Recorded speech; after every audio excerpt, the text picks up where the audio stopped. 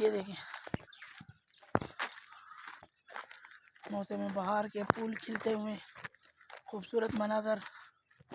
ये आपके सामने ये पहाड़ है सारा, ये पानी बहता हुआ जा रहा है। खूबसूरत मनाजर गांव के।